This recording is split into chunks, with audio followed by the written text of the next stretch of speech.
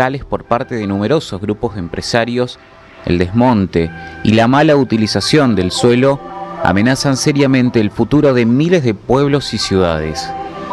Días atrás, NG Federal contaba sobre el avance que tuvo el gobierno de Santiago del Estero junto al Poder Judicial de esa provincia para frenar la usurpación de más de 60.000 hectáreas de tierras fiscales y la imputación y detención de varios empresarios, principalmente de Córdoba, que estaban acusados de múltiples delitos ambientales.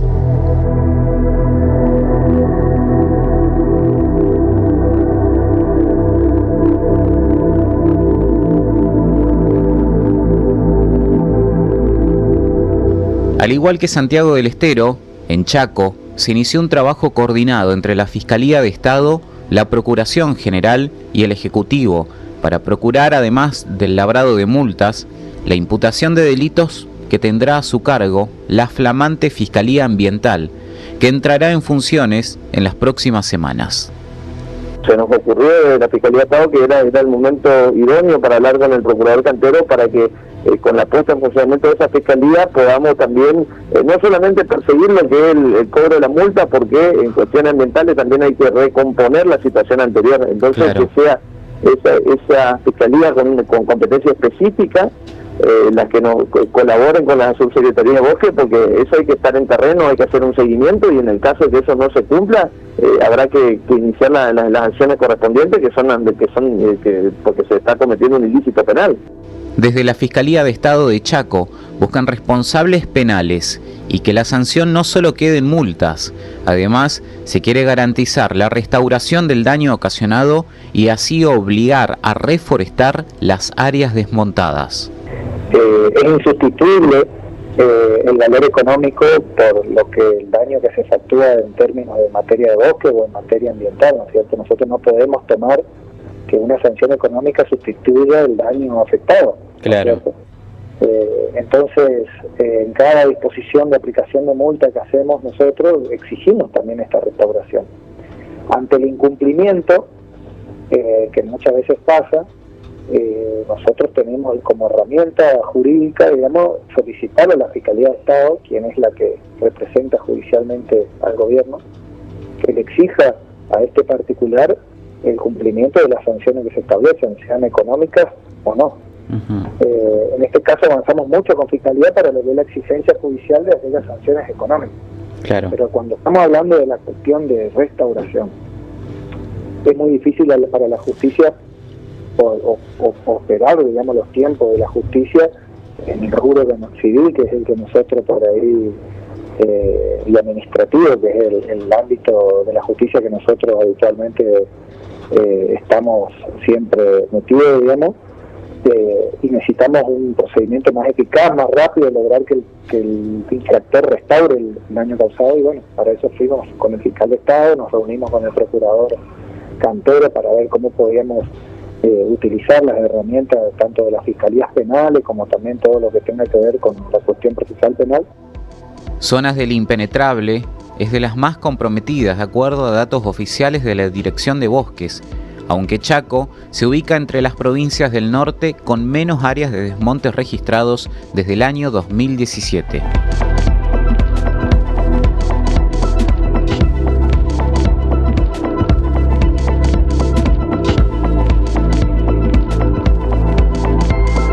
Sin dudas, el crimen ambiental descarado y encarado por empresarios poderosos es insostenible.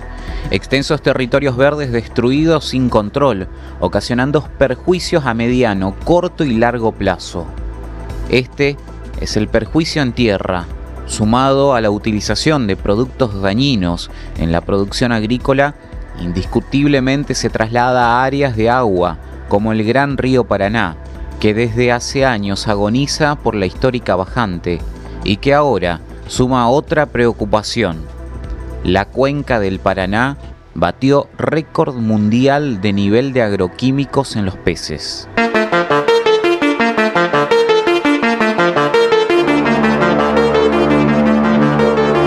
En los últimos años, el segundo río más largo de Sudamérica ha sufrido la peor bajante registrada. Eso sumado a los fuegos que han devastado más de 1 millón de hectáreas que pone en peligro la fauna, la flora y afecta a la salud de las personas. Actualmente, numerosas poblaciones dependen de la pesca artesanal en sus aguas. La contaminación, el descenso del nivel y el tráfico fluvial son algunas de las amenazas que enfrentan y que en los últimos días se agravó tras conocerse un dato alarmante.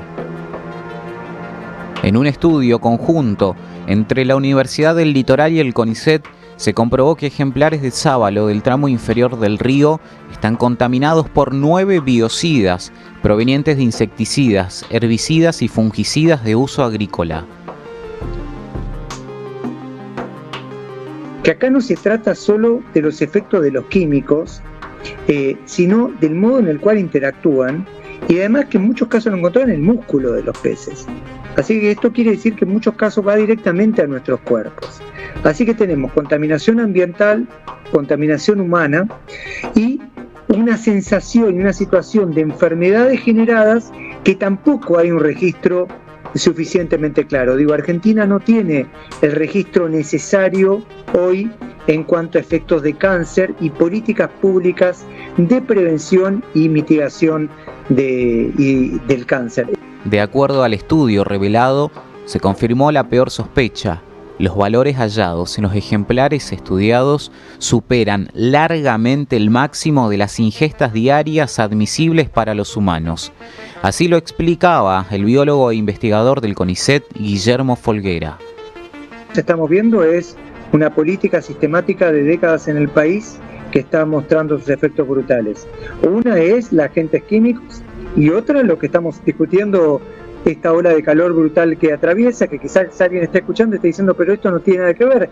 Tiene todo que ver, porque el modelo agrario también implicó deforestación y desmonte récord a nivel mundial. Argentina está entre los 10 países del mundo que más ha deforestado y desmontado, y a su vez la deforestación y desmonte de Argentina, pero también de países como Paraguay y Brasil, llega a que la región esté mucho más seca, que haya menos precipitaciones, en ese sentido que las temperaturas también tiendan a aumentar, y estamos, imagínense, como si fuera una especie de espiral, cada vez una situación más seria en cuanto a regímenes térmicos, en cuanto a contaminación química, en cuanto a efectos sanitarios y en cuanto a desigualdad social. No se tratan de efectos contrastantes, son aspectos de un mismo problema. La alta concentración de plaguicidas hallados significa un riesgo potencial por tratarse de un pez comercial que se consume localmente y que además se exporta a países europeos. Consecuencia en términos de exportación se está dando, en el caso que yo comenté de la miel, se han encontrado varias veces químicos en miel y ha implicado la pérdida de mercados. Pero yo la pregunta que me haría principalmente es cómo están viviendo las comunidades lindantes que comen sábalo todos los días, que tienen el cuerpo. Argentina hoy está teniendo, si me permiten la imagen, básicamente una especie de levantar la música para que no veamos el modo en el cual estamos golpeando contra un témpano tipo el Titanic. Es muy grave la situación, es muy seria, no solo en términos sanitarios, sino en términos de contaminación química, de incendios y desigualdad social, y el informe que ustedes están haciendo lo muestra claramente.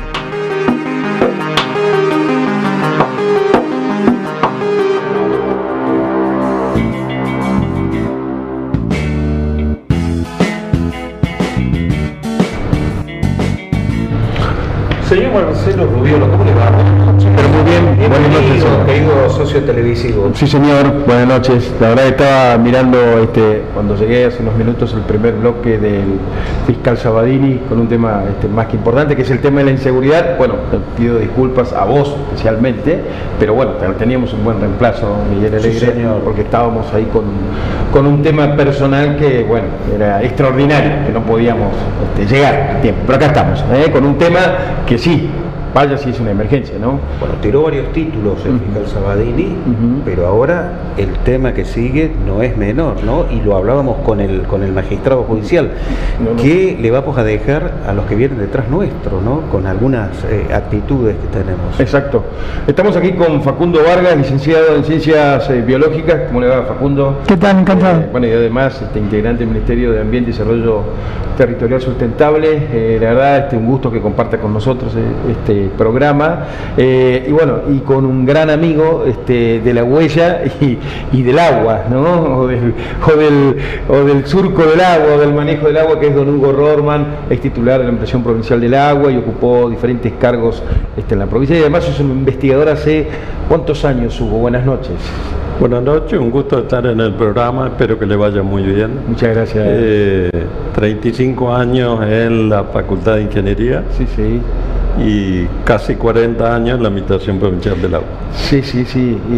Investigando el agua en sus diferentes formas, porque bueno, con Hugo nos conocimos con la problemática de la guerra del agua. Y a propósito de eso, me adelantaba que está de alguna manera escribiendo un libro sobre la guerra del agua que ocurrió en el año 98, un conflicto entre chaqueños y santafesinos que tomó trascendencia nacional e internacional también, ¿no? Sí, el libro ya está. Ah, bien. Yo ya lo terminé, ahora está en proceso de edición. Sí.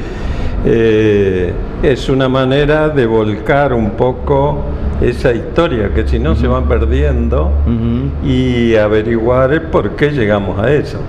Lo mismo para Resistencia, en el mismo año 1998 también estuvimos en peligro, entonces claro, mostramos un poco esa historia y todo lo que sucedió, y esa es la parte que más me interesa profesionalmente, por eso me jubilé, quiero volcar eso. Ya hay otro libro, hay un tercero dando vuelta. Qué bueno. Pero volcar eso, que si no, en mi opinión, se pierde. Entonces, bueno, para que quedemos pensando, para que quedemos discutiendo lo que corresponda. Es difícil agradar a todos con las decisiones que hay que tomar en un cargo como el que estuvo usted, cuando generalmente incluso hasta ahora, el productor, las ciudades lo que quieren es sacarse cuanto antes el agua de encima. Sí, hay muchos aspectos de ese camino del agua que depende del impacto que está generando sobre la sociedad. Se toman decisiones que muchas veces, en este caso de inundaciones, después cuando el ciclo de lluvia se acomoda en sequía, no, pero ¿por qué hicieron eso? O sea, hay que pensar, y es un sello del Chaco, del noreste argentino, la variabilidad de las precipitaciones, en las cuales tenemos inundaciones y tenemos sequía y año normal. Entonces lo que uno haga tiene que servir para los dos extremos, y eso a veces, esa necesidad de sacar el agua rápidamente en un campo, se lleva el capital suelo. Claro. Se va. Claro, sí. El agua que pasa por el puente General Belgrano, como yo siempre digo, no es agua de Villavicencio que baja a las montañas. Yo meto la mano y ya llego acá y yo no la veo. Eso es sedimento, y ni hablar de las cosas que nosotros aparte tiramos consciente o inconscientemente. En el año 2000 y 2001 hicimos un trabajo con la gente del diario Clarín de Buenos Aires, con el periodista reconocido Fernando Soriano, en ese momento investigador de informes especiales, y encontramos, inclusive en el domicilio de mi casa, altos niveles de arsénico, ¿no? En ese momento se hacía más algodón en la zona, se utilizaba mucho el 2,4-D, el metamidofo, bueno, venenos que supuestamente no se siguen usando, y entiendo que debería ser así porque están hoy restringidos, pero ya hace 20 años, estamos hablando hace 20 años, se había alertado sobre la contaminación de agua, sobre la contaminación de napas subterráneas. Hay que entender que sabemos todos que hay falta de agua en el interior de la provincia, mucha gente consume el agua de perforaciones potabilizada, entre comillas, potabilizada, con diferentes procesos que se fue creciendo, pero sin duda eso se ha incrementado, ingeniero. Se ha incrementado el uso de alternativas cuando el periodo es de precipitaciones muy escasas. Cuando aparece un periodo de sequía, el mayor pedido que tiene la Administración Provincial del Agua: se me secó el pozo, hacémelo más profundo. Sí. Ese yo lo es típico. Sí, me pasó. Y las napas, casi todos los pozos hay, casi en todas las casas hay pozos. Las napas responden a esos ciclos de lluvia. Cuando no llueve arriba, nadie las alimenta, y yo las estoy sacando, por lo tanto disminuye. Acá yo separaría, el tema del arsénico es un mineral que está en la formación de la llanura chaqueña. No es que nosotros lo hemos contaminado. Está bien. Existe en algunos lugares con mayor proporción o menor proporción y en contacto con el agua, y que yo la tome a largo plazo, eso tiene consecuencias. No es una contaminación que el hombre la generó, sino la naturaleza en su formación de esa llanura a lo largo de... Ahora, ingeniero, usted hablaba de una problemática que se da mucho en la zona rural, ¿no? El hacerme más profundo el pozo y la perforación, que muchas veces termina siendo un tiro en el pie, porque termina saliendo agua más salina, con mayores niveles de arsénico y con menor posibilidad de que la consuma la hacienda y los seres humanos. La historia de formación de la llanura chaqueña es muy interesante porque ha estado el mar acá. Entonces hay sal. En la medida que se concentra agua, esa sal está abajo. Cuando las napas, yo por el uso que estoy haciendo, ingreso en ese lugar, entonces ahí yo empiezo a sacar agua salina, y eso es lo que hay que tratar de no hacerlo. Me parece que también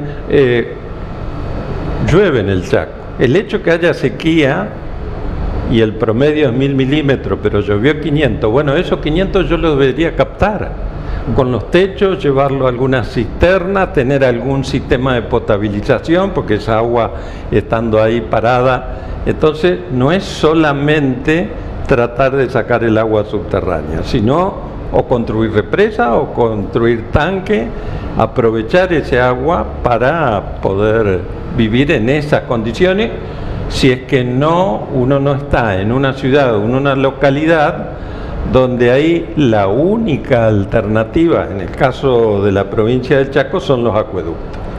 Tenemos el río Paraná, el río Paraguay, el río Bermejo. En la bajante en el 2021 decía, no, qué poca agua. Estaban pasando 5.000 metros cúbicos o 7.000 metros cúbicos por segundo.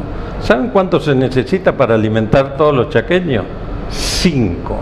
Entonces no es una cuestión de que no hay agua, sino que bueno, la tenemos que captar, sacar la toma de Barranquera y llevarla al Paraná, porque el Paraná no se seca.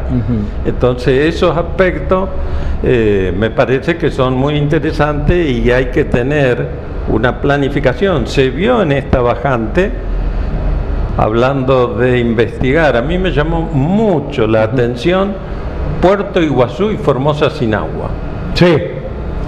Bueno, parece mentira, ¿no? Es cierto, sí. ¿Cuál es el sinónimo de agua que tenemos en la Argentina? Iguazú. Y la ciudad de Puerto Iguazú se quedó sin agua.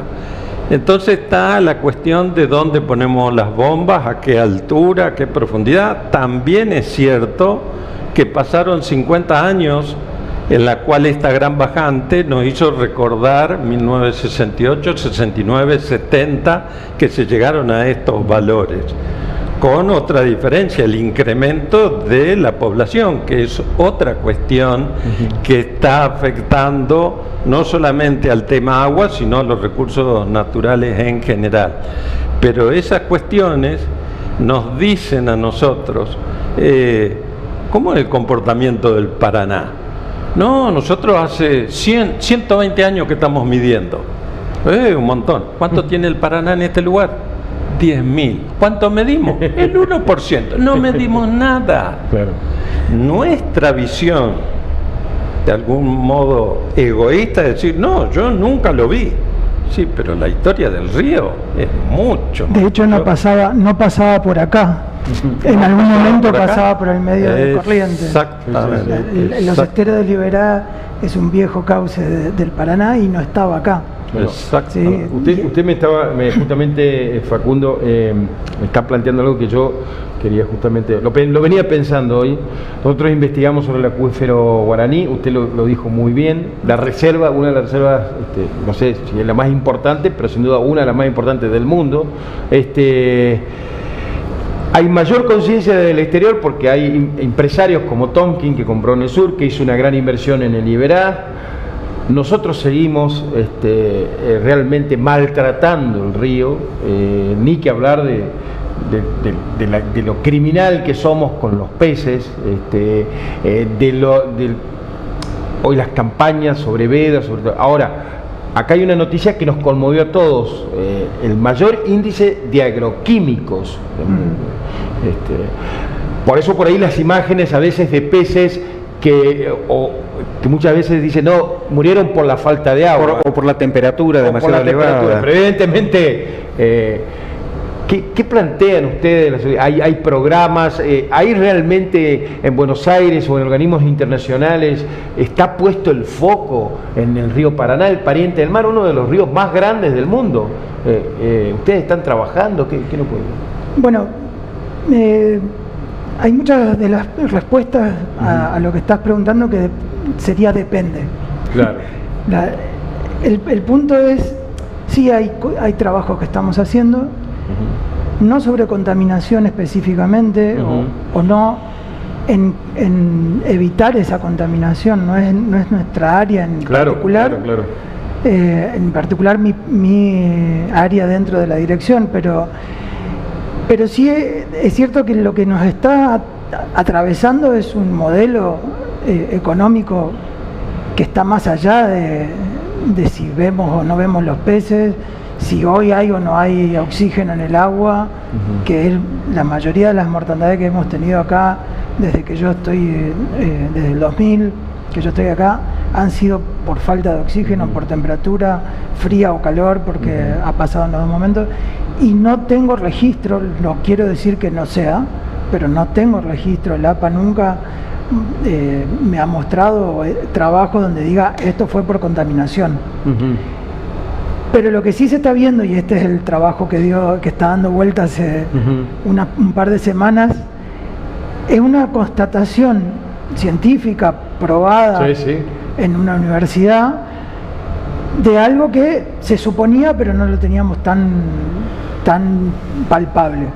Y además era en la magnitud. La magnitud de la contaminación en los sábalos de este estudio es muy grande. ¿Sí? Estoy por decir valores un poco en el aire porque recuerdo más o menos los valores. Pero son gravísimos. Si lo máximo que uno puede tener, consumir diariamente es 1 a 10 picogramos sobre un kilo de pescado, estos peces tenían 3.000 picogramos, o sea, 3 veces el orden de magnitud. Es exagerado y tal vez no nos demos cuenta en el cotidiano de qué significa, pero es muchísimo. Ahora, nos desafía un poco técnicamente y un poco administrativamente a decir, ok, prohibamos, por ejemplo, o recomendemos no comer. Sí, nosotros que estamos en una ciudad y que podríamos elegir salmón o vaca o chivitos, pero tal vez la persona humilde, que suele ser la que vive en el río, pegado al río, a veces es la única fuente de proteína el pescado.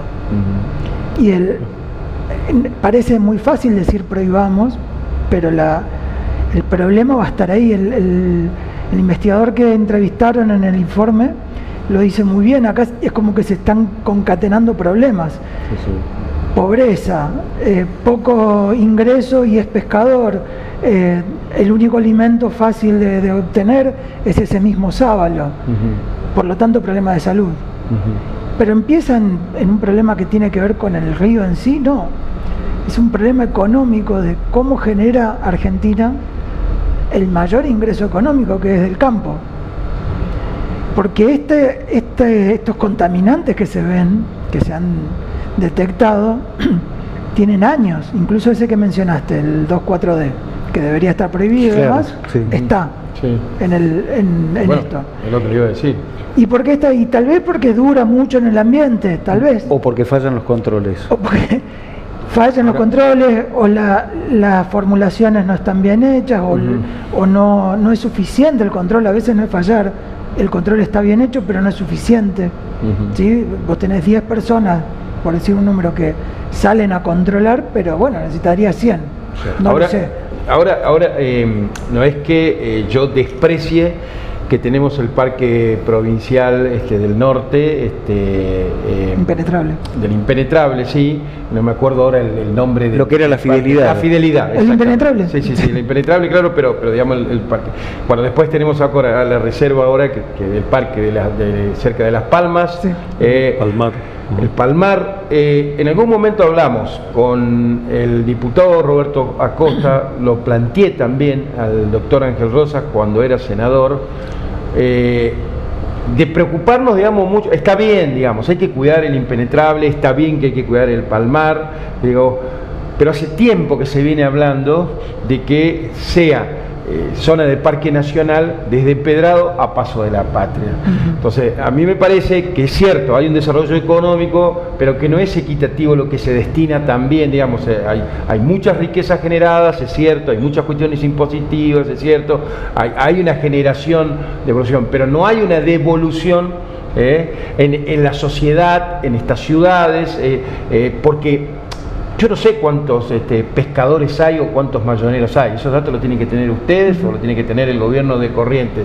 Ahora, sí sé lo que se factura anualmente de soja, de algodón, que tranquilamente se pueden establecer programas de subsidio, pero hay que dejar de maltratar, de bastardear el río. Esto viene hablando La Granja, que muy pronto vuelve Zapucay al grito del monte y del río con su hijo, con Marcelo, pero con Emilio tenemos noches y días enteros de hablar de esto.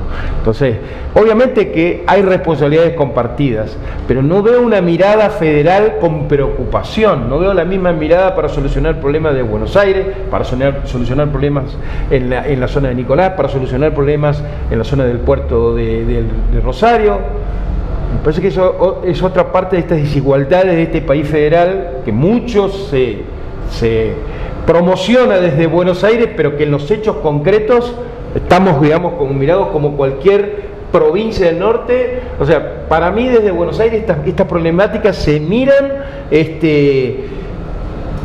como pensando en un riacho, o sea, con un gran desconocimiento sobre lo que es el río Paraná como claro, fuente desde atrás de un escritorio y sin conocer la realidad. Ojo, sé que usted no es chaqueño y que viene de Santa Fe, pero me parece que hasta Santa Fe tiene mayor conciencia, porque hubo en el sur, en la zona de Arequito, en la zona de Saladero Cabal, y toda esa zona del sur, ahí de San Justo, problemas gravísimos de contaminación, y directamente no se pesca más.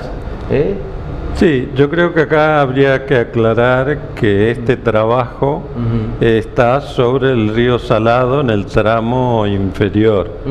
Es un afluente muy chico del Paraná que está afectado por la sequía, ahora está trayendo muy poca agua. Cuando menos agua, la calidad del agua baja automáticamente, porque la carga sigue siendo la misma.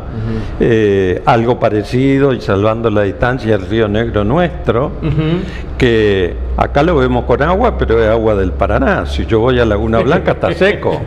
Entonces me confunde un poco, pero no le puedo tirar nada, porque no se mueve esa agua. Creo que hay algo de esto, pero independientemente de eso, yo no puedo decir qué calidad tiene el río Paraná. Y acá pongo el acento que tenemos Brasil, aguas arriba, la ciudad más grande de Brasil, San Pablo, los efluentes bien maltratados o más o menos pasan por el puente General Belgrano. Brasilia, Belo Horizonte no, Curitiba, Asunción. Nosotros tiramos, se está corrigiendo, las cloacas directamente al riacho Barranquera. Entonces, ¿qué quiero decir? No existe una medición sistemática de la calidad del agua, no solamente sedimento, sino aquellos factores que son mucho más difíciles de poder captarlo. Por supuesto, pasa tanta agua en el Paraná que no nos damos cuenta. Aparece cuando hay bajante o hay un problema puntual. Recuerdo hace unos años el centro de deposición de residuos o de basura de Asunción está en el valle de inundación del Paraguay, en el Bajo Paraguay. Hubo una crecida, 2016, empezó a subir, todo terraplene, contacto, salimos todos, Formosa, Chaco, Corrientes, Cateura, che, pero vos estás tirando tu placa acá también, sí. Quiero decir, falta un poco conciencia, no solamente de cada uno, sino de los organismos, en tender a mejorar esa descarga de efluentes en los ríos y no pensar que porque es tan grande se va a arreglar solo. Se va cansando. Hay una visión muy habitual que tenemos humanamente, y es normal en el sentido de no necesitas estudiar demasiado, de creer que las cosas se diluyen en esas aguas, ¿no? Y la sequía nos ha mostrado un montón, tanto que hasta apareció esa bomba en Puerto Iguazú que quedó fuera quedó en el aire. Bueno, es como hay una visión que tendríamos que poder cambiar, que hay responsabilidades compartidas en un montón de lugares. Y yo quisiera, vos recién destacaste mucho esta visión desde Buenos Aires, pero nos guste o no nos guste, nos convenga o no, los recursos naturales son provinciales. Entonces, y tenemos, y es por constitución eso, la constitución nos da eso. Entonces, o cambiamos la constitución o nos hacemos cargo de que los recursos naturales son nuestros y que tenemos que hacer algo. Claro, tenemos que obrar en consecuencia. Y no podemos, que hay discusiones federales, sin duda, las cuencas, la mejor forma de ver, digamos, ¿no? O sea, nos tenemos que sentar. Y si no, termina resolviendo la justicia como entre Mendoza y San Luis. Bueno, ¿no? pero en Mendoza a mí me parece que hay, vos te vas a zonas de pesca o zonas de ríos, y hay una mayor conciencia, se trabajó mejor, quizás haya que trabajar. Yo no quiero despreciar esas zonas, pero sí quiero decirte, mi trabajo específico es pesca dentro de la dirección.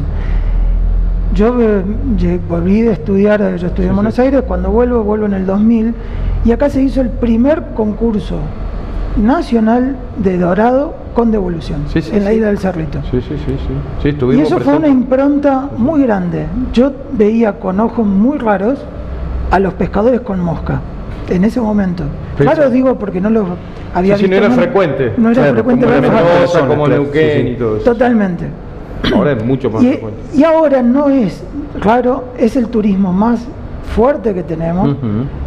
Corrientes nos supera 10 veces, ¿no? Más. Hay 50.000 licencias anuales allá y acá 5.000 anuales. Mira, usted no sabía que había tanta diferencia. Es así de grande y bueno, pero Corrientes tiene un montón de ciudades muy abocadas a eso. Ahora, y tenemos un río muy sano en ese sentido. En el sentido de que todavía hay piezas grandes, piezas de todas las especies. Ahora yo te diría, vos, ¿qué especie ves que pescan en Mendoza, en el sur? Es básicamente trucha. Esa especie es exótica. No es autóctona. No. Es más, entonces, los pescadores con mosca quieren venir a pescar los dorados acá. Hay una visión de que en otros lados se hacen y acá no, pero no es tan así. Ahora, me gustaría engancharme con un temita que lo dijo Hugo hace un ratito, pero no es que hay una visión. Yo lo vi, estuve y hablé con legisladores de Mendoza. No es una visión que yo veo, lo que le estoy diciendo con todo respeto es porque conozco el tema, o sea, y me informé.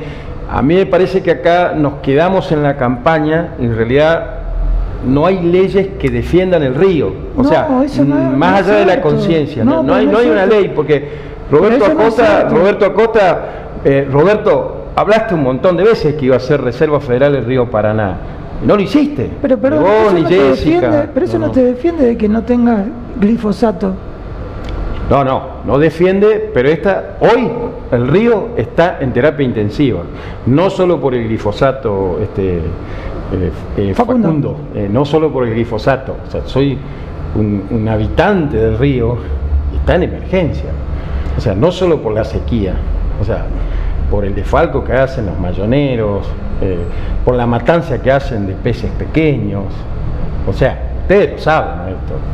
Ustedes saben lo que están haciendo con el río. Yo creo que tendrías que informarte mejor. No, yo me informé y estoy informado. ¿Cuántos informes de mi trabajo leíste? No, de tu trabajo no. Yo cubro... porque yo te acabo de decir... No, perdón, pero yo te acabo de decir... No, de tu trabajo no, yo lo respeto. Yo te estoy diciendo mi visión como ciudadano. Trabajo, bueno... Vos estás invitado para hablar acá con el Ministerio del Medio Ambiente, no solamente... No, me dijeron para pesca. No.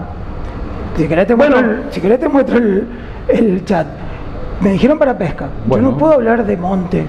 Yo no puedo, no estamos hablando del río Paraná. Sí, no estamos hablando de monte. Y estoy defendiendo que sí hay leyes, que es difícil llevar adelante esas leyes. ¿Sí? Es lo primero que dije. Que no sabemos exactamente cómo están los peces en nuestra zona, pero a 400 kilómetros de acá, ese trabajo está diciendo que hay un problema. Y yo lo que te quiero resaltar es que no es el mayonero en el río o el deportivo en el río. El problema para el que me llamaste es contaminación. No, para informar. Sí, para hablar del tema. Pero esa contaminación no viene del mayonero que tira una red. Viene de un productor, de muchos productores, y de 2 países que son los primeros productores de soja, que es Brasil y Paraguay. Facundo, el tercero somos nosotros. Conozco. Entonces, desviar la atención hacia los pescadores y que con una reserva, un parque nacional entre tal y tal en el río, solucionaríamos el problema de la contaminación. No estamos desviando la atención porque vos viste imágenes de topadoras, imágenes de lo que estamos planteando en el monte, no estamos desviando la atención. Lo que estabas diciendo estaba distorsionando el hecho de que los sábalos de ese estudio estaban contaminados con cosas que tendrían que estar en el campo. Lo insisto y sobre eso venimos trabajando. Así ahora, como vos me decís que yo me tengo que informar, tendrías que haber visto el otro programa, o te pido disculpas. Pero acá la idea es debatir. Sí. Usted tiene su punto de vista. Y tengo 10 años, 12 ya, de hacer informes anuales de pesca, y te puedo decir que no es un problema la pesca, y es un problema la pesca. Para mí es un problema estructural, y me parece que el Ministerio del Medio Ambiente se tienen que tomar medidas urgentes y los diputados tienen que declarar la emergencia ecológica para el río y para la zona de desmontes. O sea, eso es lo que estoy planteando. La verdad que vos lo ves desde el sector de peces, yo trato de verlo desde el sector de peces, de monte, de agua, porque es mi trabajo. Y lo que dije en ese sentido es, como sociedad tenemos que imaginar qué pasaría si necesitáramos dejar de producir soja, algodón y todos los otros productos que produce Chaco, porque dependen de esos contaminantes. A mí me parece que, bueno, sería un tema que tendrían que hablar ingenieros o alguien, pero me parece que hay que empezar a trabajar en manejos y en diversificación de la producción, como venimos hablando, hace 20 años que venimos hablando de que se tiene que hacer soja, se tiene que hacer trigo, girasol, algodón. Me parece que hay mucho monocultivo, que coincido absolutamente con vos, por eso lo estamos planteando y lo planteamos en las imágenes. El problema es más macro, no es el problema del pescador, no es el problema de la gente humilde. Eso, soy un defensor acérrimo y voy a pescar con ellos, o sea, me voy a Vilela todos los fines de semana, eso no hace falta que lo diga, pero no es un problema de la gente humilde, es un problema del organismo de control. O sea, la gente humilde que está a la vera del río Paraná no puede tomar las medidas que ustedes deben tomarlas, o que el gobierno debe tomar. No tienen, la influencia siempre es de arriba hacia abajo. Una persona que pesca para comer no puede venir hacia arriba, pero hay algunos procesos que son indefectiblemente de políticos. Sí. Que claro que al margen políticos o de gobierno. Al margen del tema ambiental, por venenos y demás, ¿da resultado el tema de la veda que se hace todos los años o nos damos con el inconveniente de que falta personal, faltan recursos para hacer controles a fondo? Sí, tenemos probado el sistema de veda, lo que antes se llamaba extendida, ahora pasó a ser un semáforo. Ha generado, digamos, mejores convivencias con los pescadores, porque era un problema, la veda anterior que se hacía de 40 a 50 días, problema social, no con los peces. Los peces, hoy lo dijo Horacio, ¿no? O sea, nosotros tenemos una historia de vida que a lo sumo tendremos 60, 70 años, ¿sí? Y nuestros recuerdos a lo sumo pueden llegar a 100 y algo, si yo me acuerdo lo que decía mi abuelo de la inundación en Barranquera o algo así, ¿no? Pero los peces tienen 10.000 años de convivir con el río Paraná en esta situación, pero mucho más tiempo. El otro día, hace poco, el año pasado, en Santa Fe encontraron un surubí datado, o sea, el esqueleto de un surubí datado en 150.000 años. O sea que la especie está conviviendo con el ambiente hace muchísimo, ¿no? Entonces, la veda, la bajante, etcétera, son efectos sobre el ambiente y en particular sobre la población. Pero con respecto a la veda, Facundo, en porcentajes así estimado, ¿se recupera, digamos, la fauna del río o digamos, se recupera, digamos, el río como recurso natural? No puedo contestarte. La cantidad, digamos, de peces, digamos. No puedo contestarte literalmente la pregunta, sí puedo contestarte que no depende de nada de todo esto, que depende de las grandes inundaciones. Vos hoy, eso sí está medido, nosotros no lo pudimos hacer en el puerto con los datos de Chaco, pero sí lo hemos hecho participando en un trabajo conjunto que se hace sobre sábalo y otras especies con las otras provincias y nación. Y se demostró perfectamente que el pico de pesca de sábalo aparece unos años después del pico de inundación, pero de la inundación de Niño, que es cuando en diciembre y febrero vos tenés un agua tan alta que supera el nivel de desborde y pasa al valle de inundación.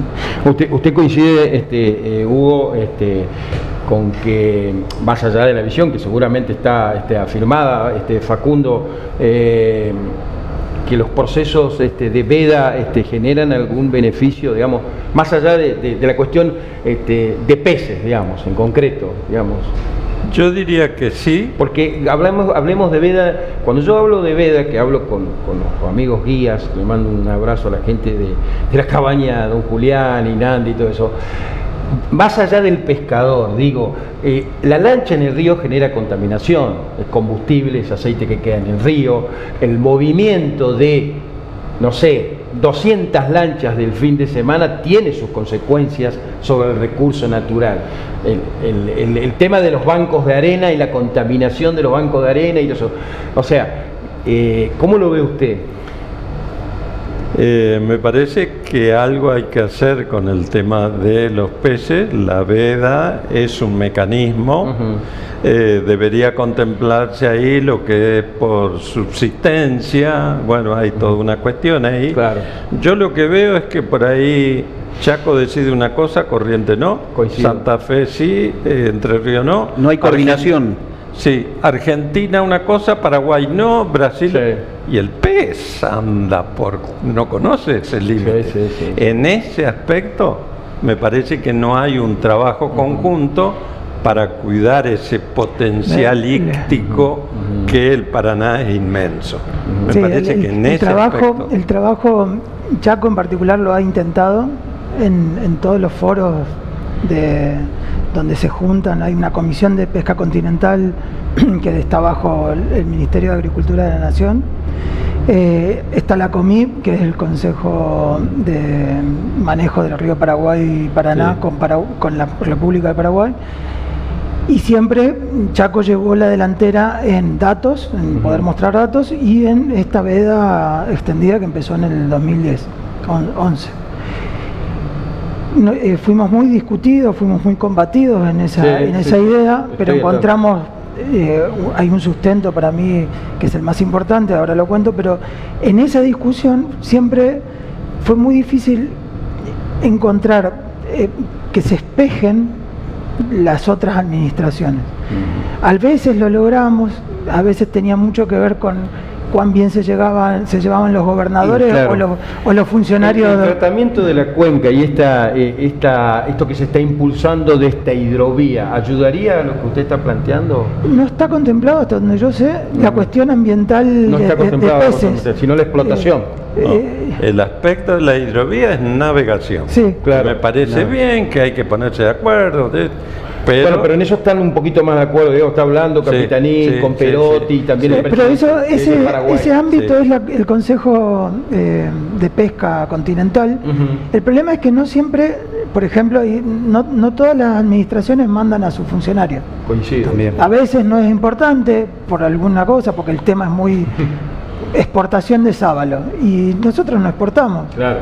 Entonces por ahí a veces no, pero en ese sentido no pudimos coordinar con Corrientes el carnet, las disposiciones. A veces se ha logrado, lo vuelvo a decir, desde el 2010 en la administración, y se ha logrado momentos donde la veda era similar o en sectores eran similares.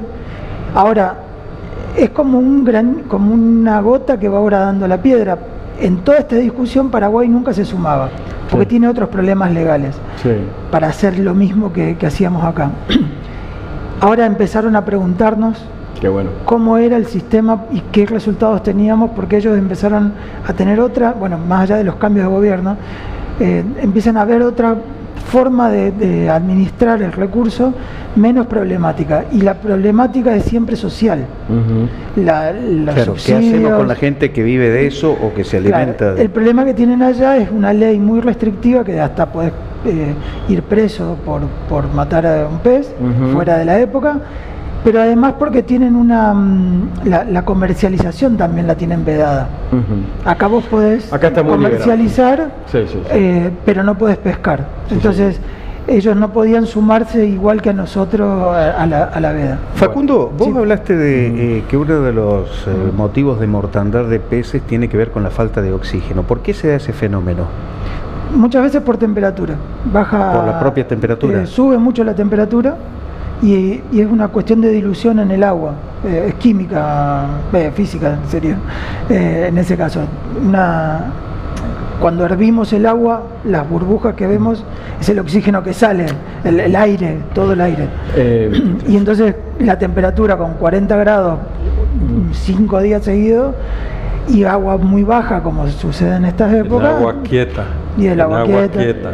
En el frío también sucede, pero ya no es por temperatura, por oxígeno, sino porque la temperatura muy baja, menos de 10 grados, menos de 15 grados, los estresa, y eso los hace muy vulnerables a enfermedades, a bacterias, a hongos que están en el ambiente, pero el estrés del pez hace que se pasen a ser muy vulnerables. Me acuerdo hace unos años... Tenemos que, porque nos está esperando Maldonado. Licenciado Facundo Vargas, justamente esa es la idea de este espacio, ¿no? Porque me parece que la verdad que la primera vez que nos vemos personalmente, y me parece que en el debate, con sus ideas y con la que uno tiene, uno de alguna manera trata de interpretar a la sociedad. Nosotros somos el nexo con ustedes que están en los organismos, como lo he sido con Hugo cuando él le tocó, digamos, cumplir en ejercicio antes de su jubilación. Me parece que usted no se jubiló en los papeles nomás. Y la verdad le agradezco, Facundo, le agradezco, Hugo, y me parece que están abiertas acá para... Ahora vamos a arrancar con el programa Zapucay, el grito del monte y del río, que Emilio hizo un gran trabajo, es un hombre absolutamente respetado, todavía siguen llegando mensajes a nosotros recordándolo. De hecho, un estudio de acá se llama ya Zapucay, el grito del monte y del río. Así que, Facundo, te invito a que nos acompañes semanalmente, o por lo menos 2 veces por mes, hablando de tu investigación o de lo que vos venís haciendo, porque nos preocupa. O sea, sé que por ahí yo estoy totalmente disponible. Te lo planteo, a veces, no sé, las noches que tengo hablando con Roberto Costa de todo esto, lo que te dije de la posibilidad de ser reserva es algo que me lo planteó él. Y dije, bueno, puede ser una opción. Digo, así no va. O sea, porque vos hablabas bien que acá, para mí hay que penar la comercialización de la manera que se está haciendo. Hay secuestros que se han producido de gendarmería de 50, 60, 80 ejemplares de surubí. Da mucha lástima. Creo que vos no te impactás por ahí con esa. Para mí las imágenes de esos pescaditos son... Soy biólogo y vengo de maltratar animales desde la facultad. Soy un muy mal pescador. Yo sé que matanzas son complejas. Yo sé que impacta, pero yo veo gente trabajando ahí. No veo planeros, no veo gente que prefiera que le den un subsidio. Pero no los mayoneros, la gente que comercializa no son mayoneros, son vendedores. También.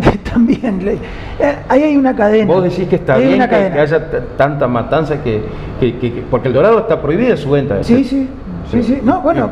Y bueno, pero ¿por qué ves bien que haya 40 dorados muertos? No, pero yo no dije dorados, yo dije pescados. El dorado está prohibido y me parece razonable. El tipo de prohibición. ¿Y los surubí que son unos...? No me da pena, porque para mí serían vacas o lo que sea, o pacú. Está bien. Es cierto, no los producís, no lo estás sacando del río, pero mientras saques una proporción que no afecte, y yo creo que todavía estamos en un muy buen nivel de no afectación por la pesca, pero sí por la contaminación. Apasionante la charla, podríamos seguir. Me los está esperando Hugo Maldonado para hablar de... Me imagino que están... gracias, cuando quieran, Facundo, y lo invitamos, pero no espere el mensaje. Venga y llámenos y cuando usted tenga algo para contar. Hugo, usted ya es un estrecho colaborador de la casa, así que le agradezco mucho. Un gusto, un placer poder discutir y intercambiar opiniones. Bueno, un saludo a su compañera. ¿Cómo no? Incondicional, ¿Cuántos años juntos? 30, un poco menos que lo que yo estoy en el chat. Muy bien. Bueno, un gran abrazo. Pausa y volvemos. Pausa y volvemos,